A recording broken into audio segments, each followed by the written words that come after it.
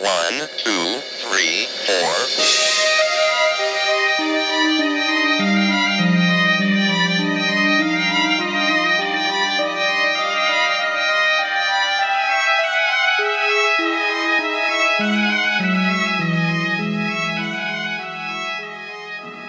All right, here we are.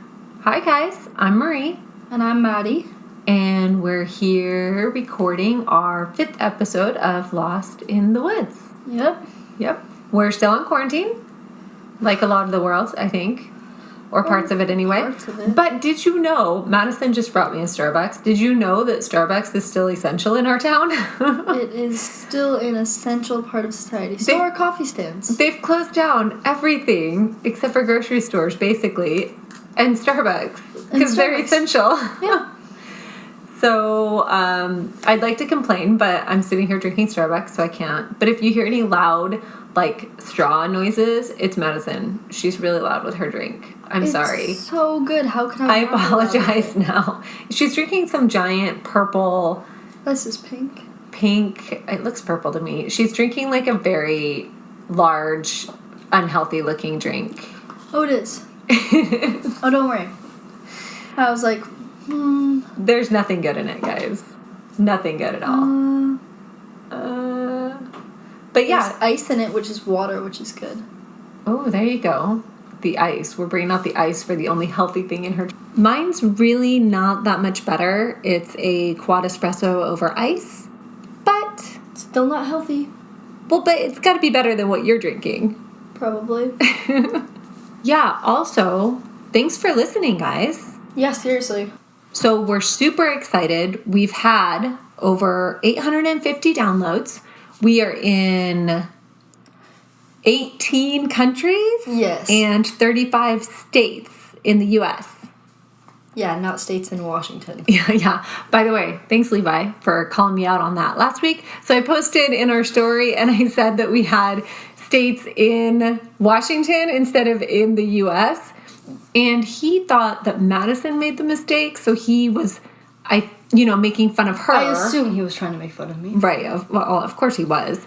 And then she was like, haha, that was actually my mom. So, yeah, that was me, not Maddie.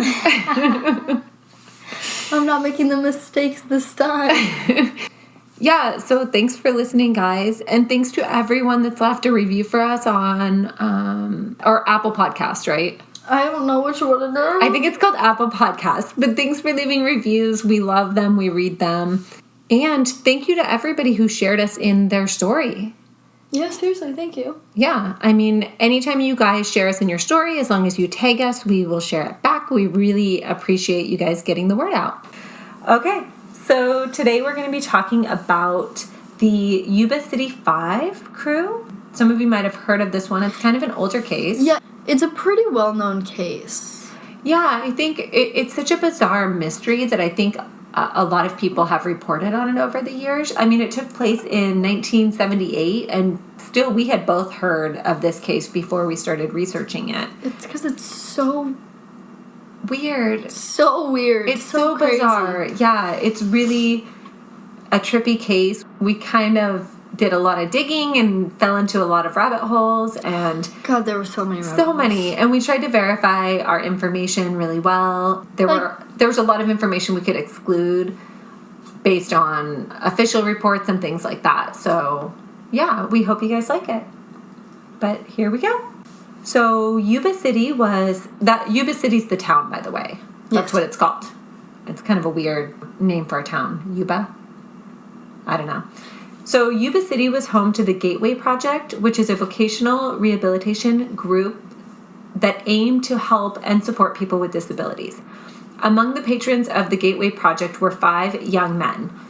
They played on the basketball team, the Gateway Gators. So our story is going to be about these 5 young men who were part of the Gateway Gators. Their names were Jack, Jackie, Theodore, William, and Gary.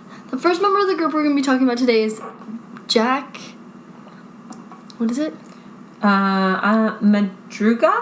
Maybe? Jack Madruga. Yep, that sounds right. Okay. Sounds right in my head. We're only going to say their last names once. After that, we're just dropping 2 first names, and we're probably going to abbreviate those as well. Yes. So, Okay, Jack Madruga, the first member of the group we're going to talk about today, was 30 years old. He was a high school graduate. He served in the Army. His car was his pride and joy. Pride and joy. He loved his car. He took really good care of it. Everybody that knew him said that his car was his baby. He was also had been fired from a dishwashing job because he struggled with the new equipment. He was also really close friends with Bill, another member of the group. Mm-hmm. But while he had no official diagnosis, his family believed that he had a mild learning disability. Right. The second member of our group is Jackie Hewitt. He was best friends with Ted, and he was also the youngest of the group, Ted or Theodore.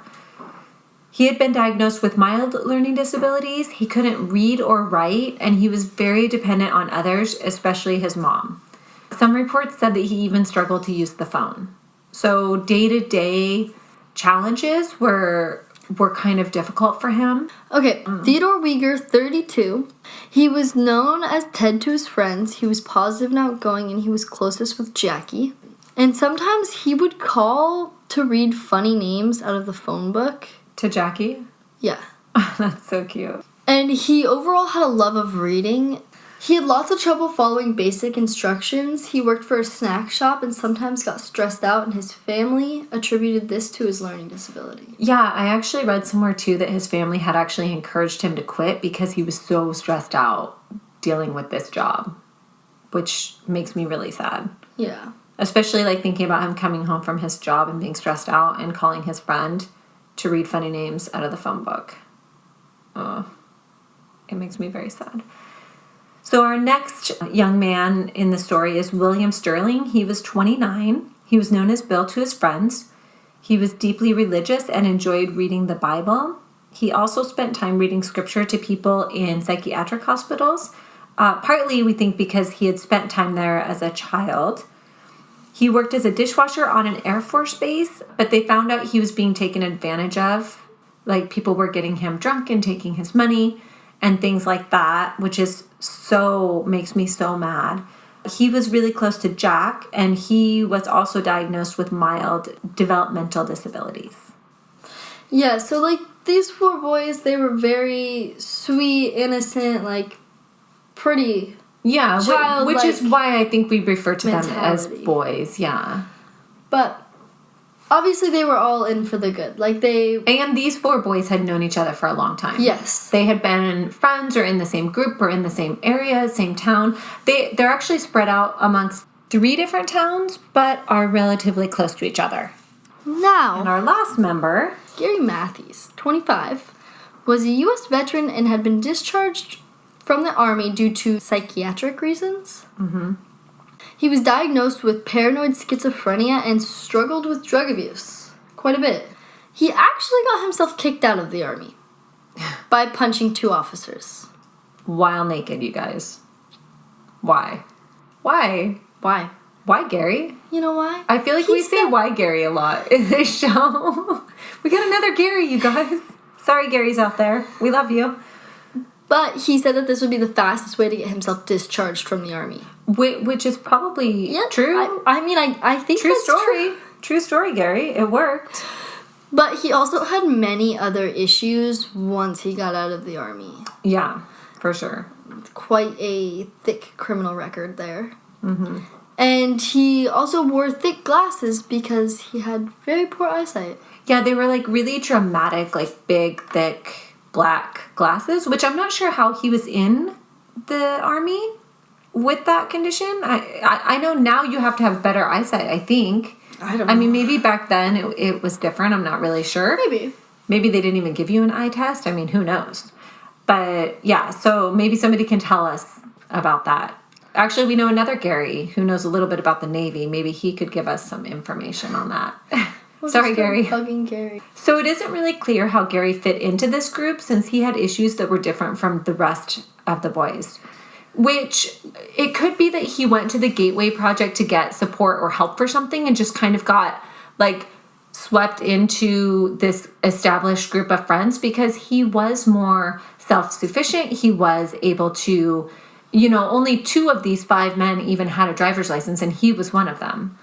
Yeah. So it could be that he kind of took them on as, like, to take care of them or to help them, or... I'm not sure. We're not really sure. His issues don't quite fit in with the rest of the boys, but we don't... Who knows? Yeah, we don't know if that means anything or not. You think the kids are still alive? Well, I don't now. We've been in here for a while. I'll be right back.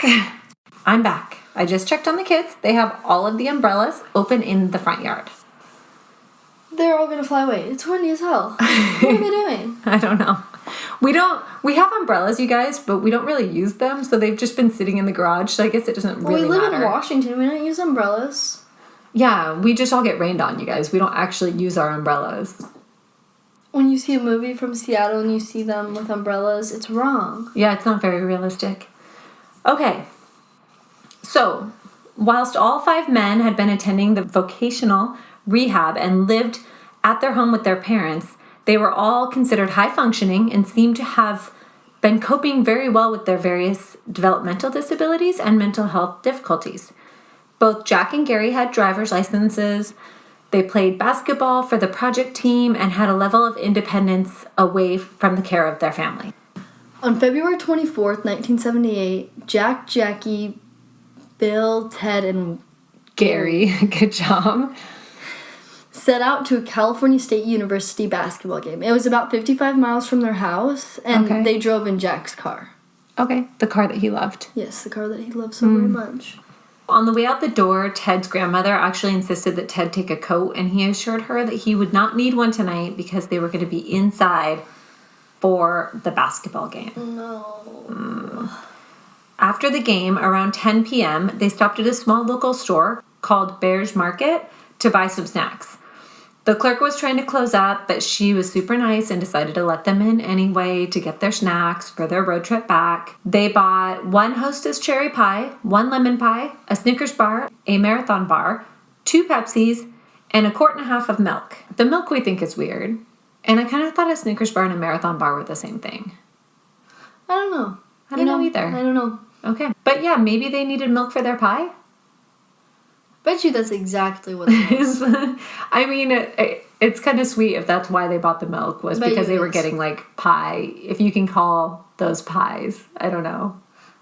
I bet you that's exactly what it was. Yep. And then they got back in their car and headed south, which is the direction of home. Yes. At 8 a.m. the following morning, on February 25th, Ted's mom awoke to find her son's bed empty and unslept in. Okay, by the way, guys, this is like one of my worst nightmares. And I've actually gone into Madison's room in the morning, and her bed, it's not made because she never actually makes her bed, but like I can tell she wasn't there. And I'm like, Madison, where are you? Madison? What the heck? And I start like calling her and texting her, and she's like, oh, I fell asleep. Sorry.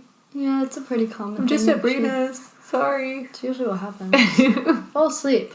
But it's panicking, right? Like, you open the door to your child's bedroom where they're supposed to be, and they're just not there. And you can tell that they didn't sleep in their bed.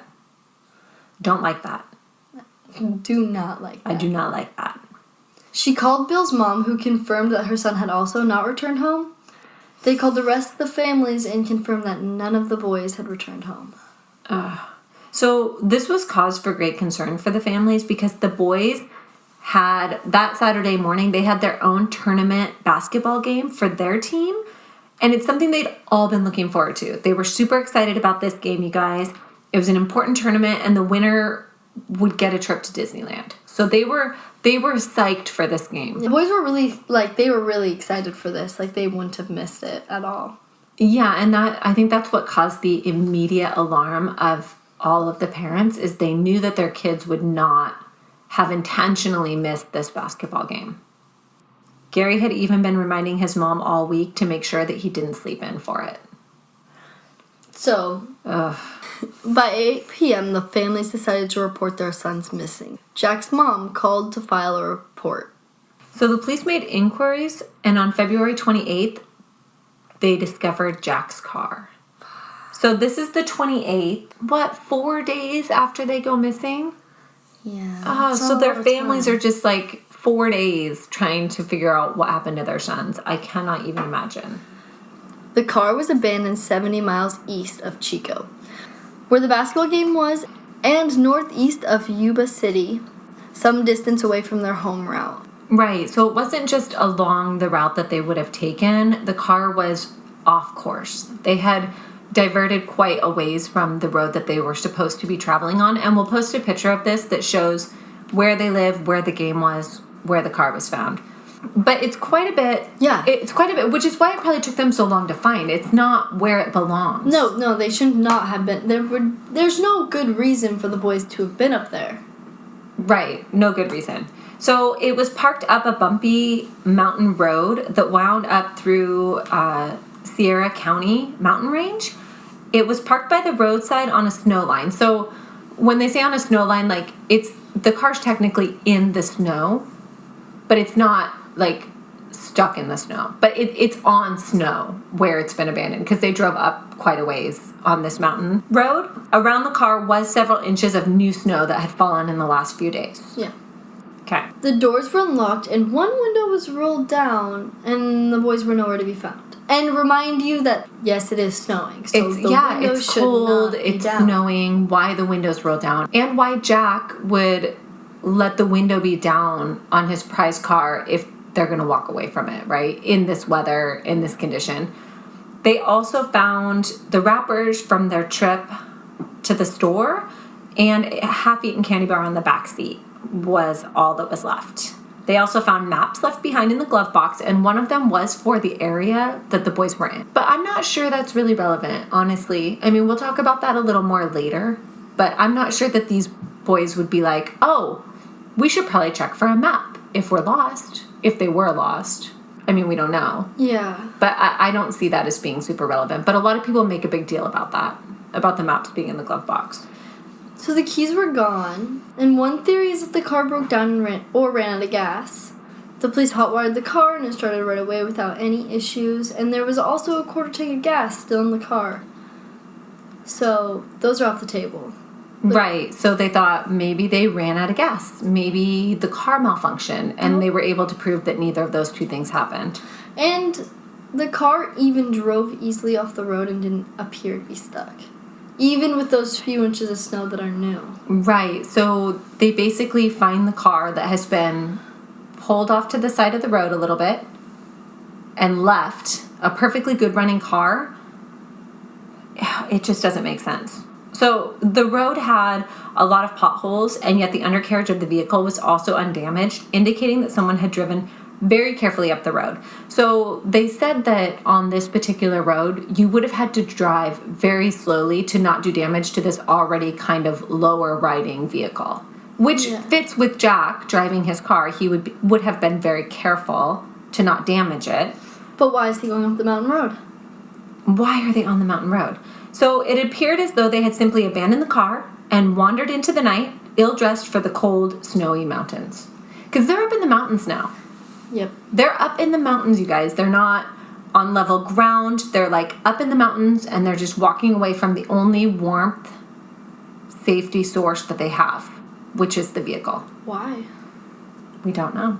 The police attempted early searches, but the weather severely hampered their efforts. After only a few days, they were forced to call them off. Ugh.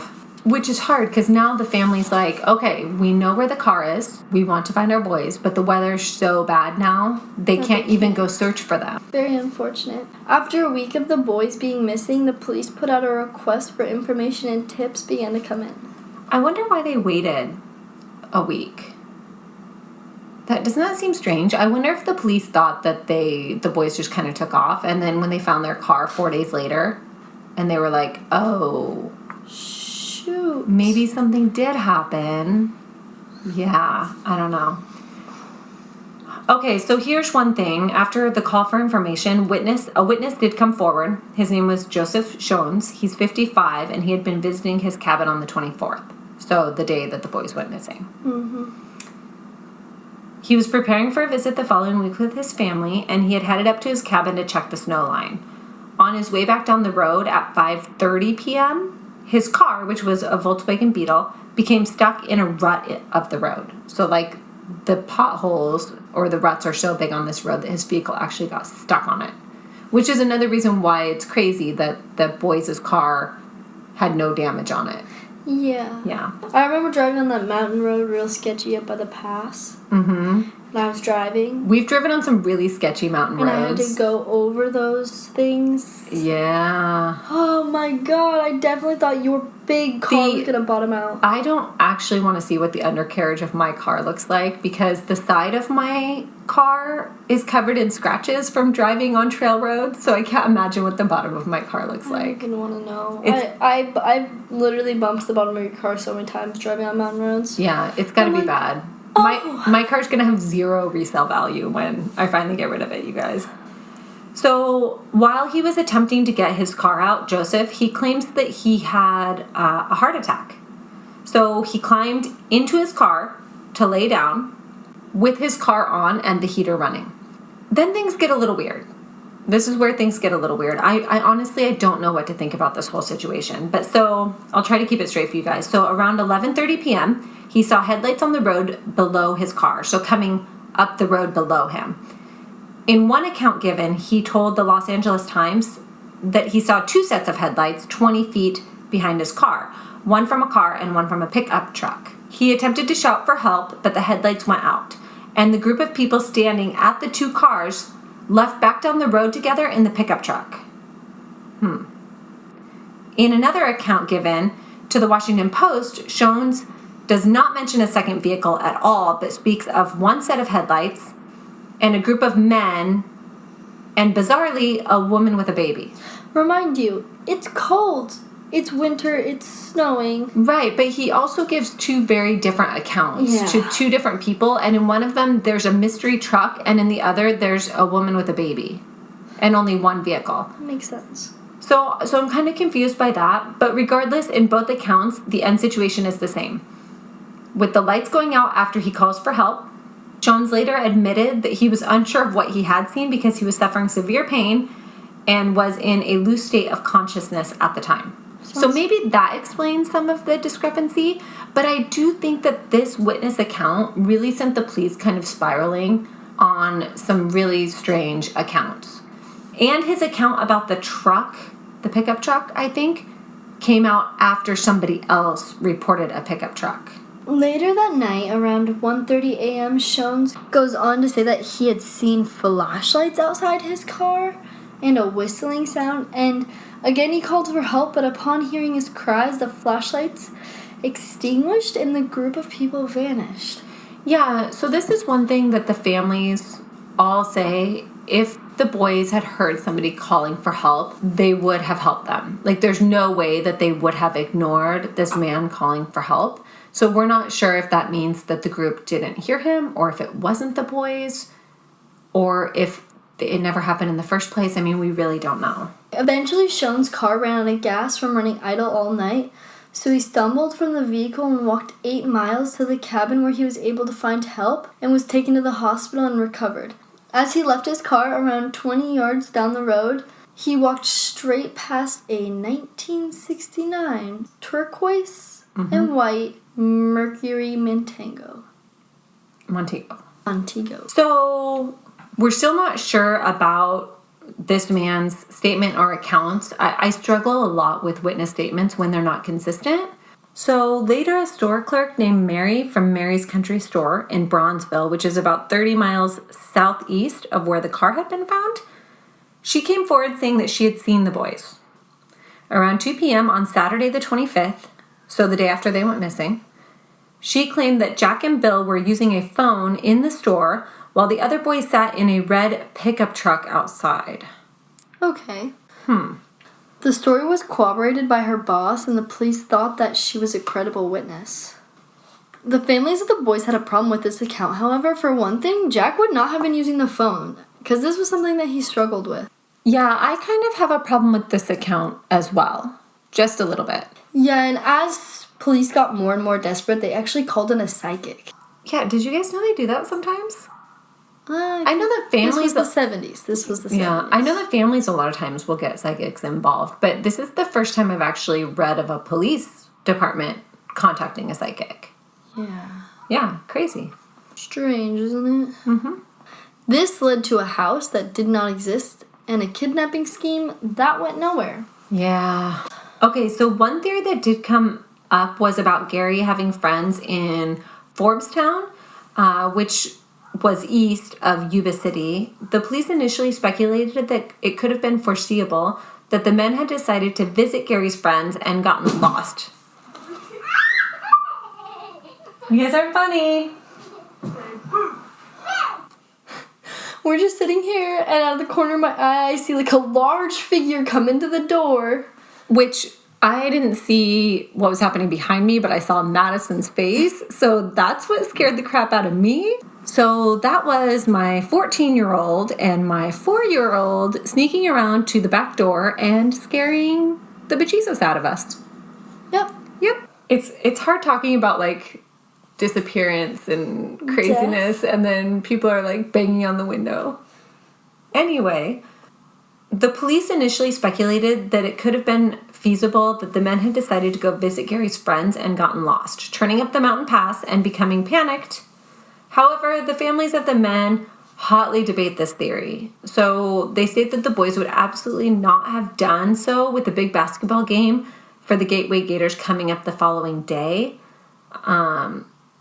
Which they had to get up early in the morning? They had to get up early. That's not to say that Gary couldn't have talked them into this, but I don't know. Okay, so this theory was determined unlikely after speaking to Gary's friend because they hadn't talked or seen each other in years. Right, and he's probably not going to surprise drop by to see them at especially with 11 o'clock at night or whatever time it was that they started heading back. Yeah, and especially with like people that his friend doesn't even know. And 4 of them at that. Yeah. Yeah. That's not going to happen. I agree. But Bill and Ted's family also insisted that the boys would have never ventured off willingly into the woods because they didn't like the outdoors. It wasn't something they liked or they would have done. Right. Their perspective is that their children would have stayed with the car at all costs, basically. That they would not have gone out into the woods without someone or something. So as time went on in this case, foul play seemed like a greater probability. It's hard to lose 5 people, but lost they were, and it remained that way for another 4 months until one weekend in early June. On Saturday, June 4th, some bikers were out riding their motorcycles when they came upon an abandoned forest trailer park called Daniel Zinc Compounds. They were greeted by a grotesque smell. While investigating the smell, they came across a cabin with broken windows, and lying inside on a bunk bed was a man obviously deceased. The man was wrapped in 8 layers of blankets. On the bedside next to him was a ring, a necklace, a wallet, and a gold watch. I don't like where this is going, you guys. So the body they found belonged to Teddy, and all the items on the table belonged to him as well, with the exception of the gold watch. Now, this gold watch has actually never been identified as belonging to any of the boys or the owner of the cabin. So this gold watch is kind of a mystery. It seemed to have been placed there at the same time as the rest of the items, but yet strange. Didn't belong to anybody there, or didn't belong to anybody in the group. Super weird. Or nobody could identify it. He wore no shoes, and his feet were badly frostbitten. His shoes were nowhere in the cabin and still have never been found. Oh, where's your shoes at, honey? Why did you take your shoes off? Oh. There were dozens of empty cans of C rations on the floor, and some that had been opened with an Army-issued tin opener. So C rations is something that's actually issued by the military. So a C ration or a type C ration is prepared or canned wet combat rations intended to be issued to the U.S. military land forces when fresh food, which they call an A ration, by the way, or packaged food unprepared, B ration, which is prepared in mess halls or field kitchens, was not possible or not available. And when a survival ration, like a K ration or a D ration, was not sufficient to what they needed.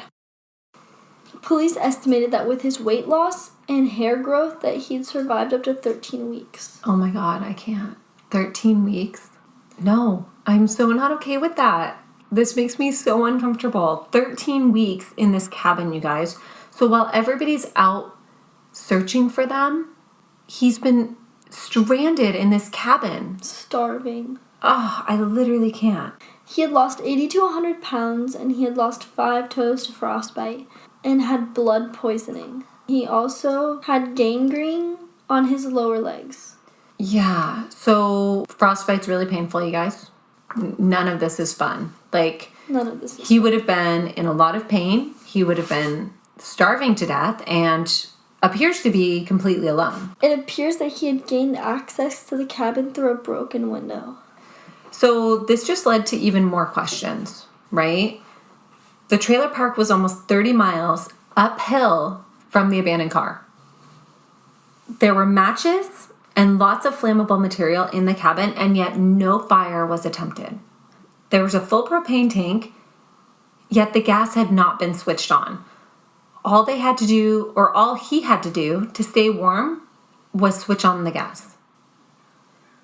So I don't know how strange this is, right? So if they struggled with normal day-to-day things, maybe he just didn't realize he could turn on the gas. Maybe he didn't know how to turn on the gas.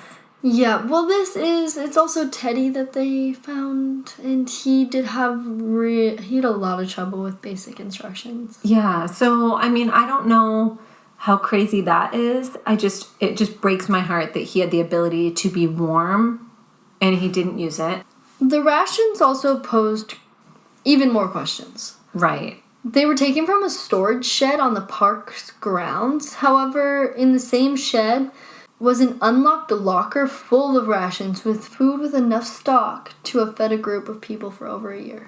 So this really bothers me, but also I'm not super surprised by it. So the food that he did find, which wasn't enough to keep him alive, right? He lost almost 100 pounds. The food that he did find in that same shed was also a locker full of more food. But it was separate from the food that he did use. And maybe he didn't notice it or realize that it was unlocked. I mean, maybe it was a struggle for him to even get the food that he did get because he couldn't freaking walk. Yeah.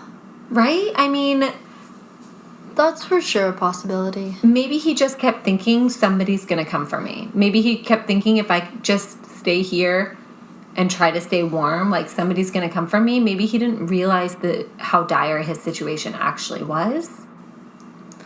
So I don't know. It's so sad.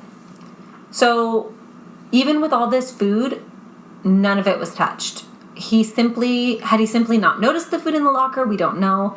His family did confess that one time their house had caught on fire and his brother had to drag him out of the house because he wanted to go back to sleep so he could be well rested for the next day.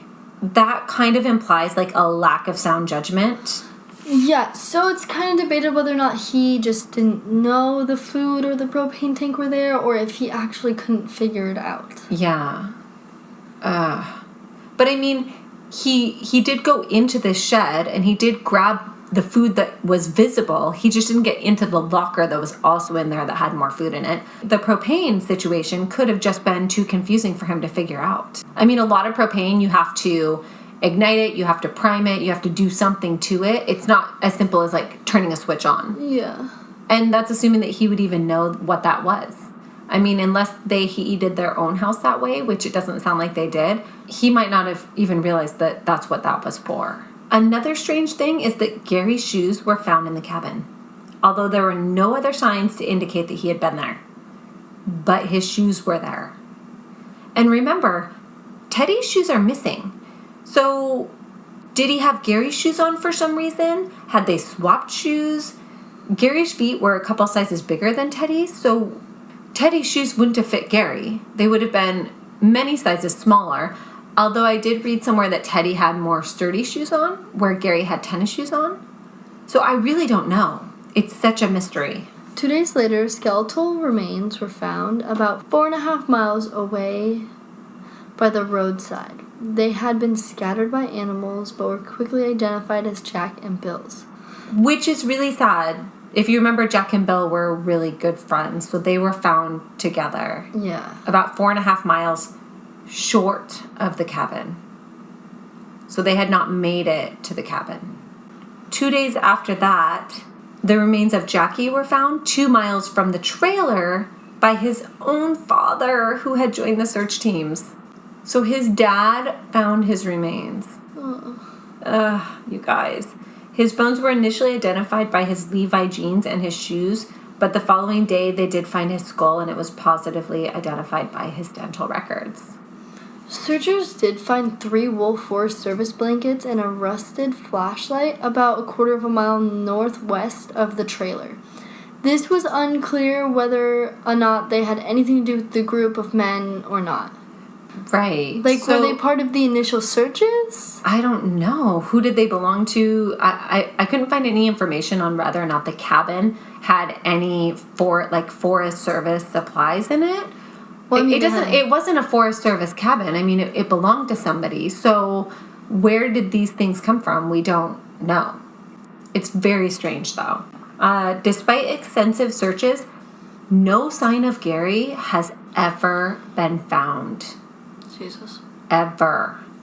So one thing that everybody finds very strange is the whole shoe thing, right? So why are people taking clothes off? Why? Why is this a theme in our episodes? And they're wondering, did Gary make it to the cabin at some point, and then did he go for help? Did he take Teddy's shoes because Teddy's shoes were more sturdy than his and Teddy could no longer walk? Did Teddy take Gary's shoes before he even made it to the cabin? Did Gary not even make it to the cabin? And did he take his shoes because they were bigger and his feet were swollen from the frostbite? Because frostbite will make your feet swell, and maybe he just couldn't put his shoes on anymore. I mean, I don't know. It's so strange to me. It's bizarre. It's so bizarre. Descriptions of Gary went out to hospitals and mental facilities, but nothing was ever found. And if he was still alive, he had been missing for more than 4 months without any money and without his medication for schizophrenia. Which would be no good. That would be no good. So for 2 years he'd been controlling his schizophrenia, but his family really contributes that to him constantly taking medication and being off drugs and all of that. So it wouldn't take long of him being off his meds for him to go AWOL. Yeah, I mean for things to go downhill really fast. Not AWOL. AWOL's not the right word. Yeah, I know what you mean. For things to go crazy. Yeah. So is he out there somewhere? Is he lost? Is he dead on the mountain that claimed the lives of his friends? While 4 families now have received a measure of closure, Gary's family has received none. All of the families still have no idea what happened that night, but Gary's family doesn't even know where Gary is. Yeah, true. I mean, that would be so difficult. And then there's also the theories out there that Gary had something to do with the boys going missing or disappearance or whatever. So his family also has to live with that. I mean, if he's innocent in this and also a victim, now he's got people accusing their son of being involved in it when he could be an innocent participant. True. That would be really difficult. Or it could be all his fault. He could have been up his... I don't know. Who knows? I don't know. What circumstances could have led them to fleeing the safety of the car? They were parked 5,000 feet up a mountain, 70 miles east of their last known location, and at least 30 miles from anywhere they had planned to be. Yeah, so you'll see it on the map too. They had to really deviate off of their route in order to get to this road. And then once they had deviated for some time, then they had to turn up this road in completely the wrong direction. So it's very confusing. Some theories out there. We'll get into some theories. So one theory is that they made a wrong turn and went up this road and didn't want to turn back for some reason. I find this one kind of hard to believe. I mean, there's 5 of them in the car. Gary is very high functioning. I feel like if they did get lost, he could have helped them find their way out of that situation. Yeah. Right? I mean, I don't know. It is really common in missing person cases, though, for people to press forward instead of turning back. Right? So they're blinded by the false hope that they're going the right way and that their salvation is just around the corner, right? And doubling back over terrain that they've already conquered just seems unfathomable, right? They push forward even when they should turn back. So if these boys had, maybe Jack refused to take his car further up this road And they were looking for help. They were looking for a place to get warm. They were, who knows? I mean, I don't even know. But maybe the further they went, the more impossible it seemed for them to turn back, even though the warm car was the other direction. And they all got separated at some point, too. I know. They literally all just dropped. However, the police were skeptical of this theory. They maintained that this is not a road that you would accidentally end up by simply taking the wrong turn. Right, so it's kind of out of the way. It's not just, oh, we went the wrong way. Like, it's pretty far off the path that they should have been on. The families also believe this theory to be unlikely. Yep, I agree. Jack's mother, Mabel, actually said there was some force that made them go up there. They would not have fled off into the woods like a bunch of quail. I like that saying. I don't know why. It's a good one. We know good and well that somebody made them do it. She also does not believe that her son would abandon his car unlocked with the window rolled down. They had a big problem with this. He loved his car. Yeah. But if somebody forced them out of the vehicle and forced them to hike, 20 miles? I mean, I don't know. Where's that person? If Gary had done it, where is he now? Like, if he had forced them out of the car for whatever reason, or if a stranger had done it, to what point? Where are they? So if their car wasn't out of gas, wasn't broken down, wasn't stuck, why'd they leave the car? Yeah, it was warm in the car. Why would they leave the warmth of the car? Yeah, it was really cold, you guys. It was cold out. What had really been seen or heard by Joseph Shones is something that continues to be a question in this case. The men in the pickup truck, the woman with the baby, right? So maybe that's a possibility. Maybe there was a man, a woman, and a baby in this pickup truck who somehow talked these boys into helping them or going somewhere with them or doing something. Yeah, like maybe they asked for help because like the parents said. Right, but did they take them off the mountain for them to be spotted at the store the next day and then drive them back up the mountain where they then wandered into the woods, or were they dropped off at this cabin? Like, to me, it just doesn't make sense that they left the mountain and then went back. Yeah, I have trouble believing that. Furthermore, why would the group trek 20 miles uphill to the trailer park and then not light a fire or eat the food, but just lay there and die? There's no real proof that the group even made it there. It sounds like one, maybe two, if Gary. I mean, I don't know. So if all the men had made it to the cabin, why did 3 of them just wander into the woods to perish? Right. If they even made it. If they even made it, and how did only one of them make it to the cabin if the rest of them never made it? Right. Or did they all make it to the cabin and then 3 of them tried to go back to the car because they were freezing to death and died on the way back? And why didn't they make a fire and why didn't they eat food? I know. It's so confusing. But the biggest question I probably have is, where the hell is Gary Matthews? Yeah, I mean, I don't know. His shoes were the only evidence that he was even with the group at this point. So either they took his shoes and dumped him somewhere, or he was with them at some point, right? Who knows? I mean, I feel like it makes the most sense that Gary Matthews was with this group of men. That he left the car for whatever reason with this group of boys and has disappeared. He's vanished now. Vanished in thin air. It just doesn't make sense. So, at the time of his disappearance, he was wearing a beige t-shirt with Gateway gaiters across the chest.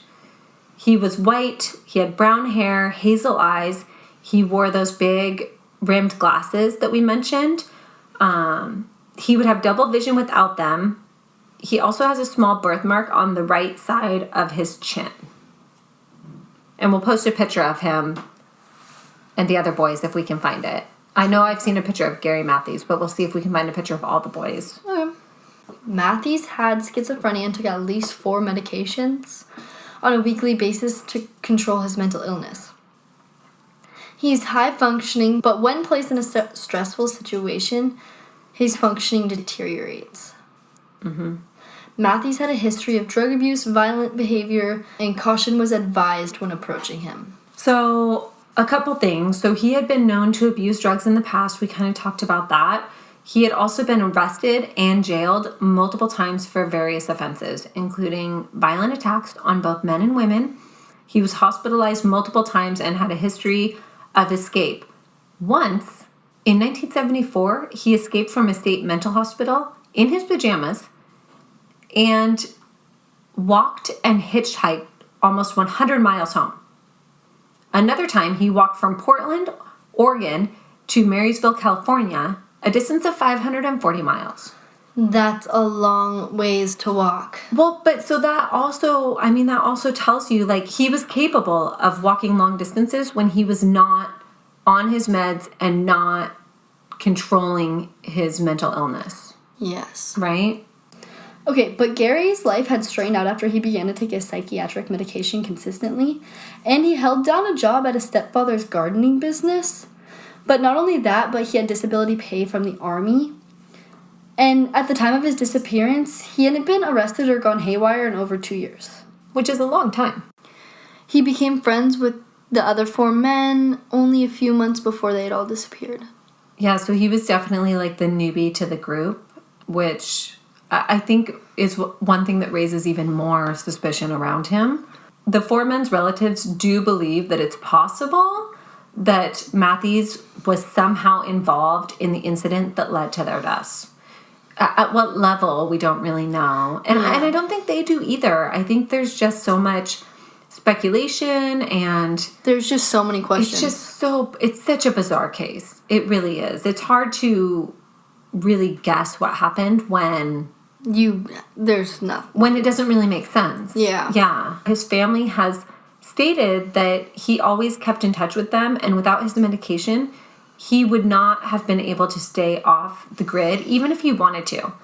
So they think there's no way he's alive.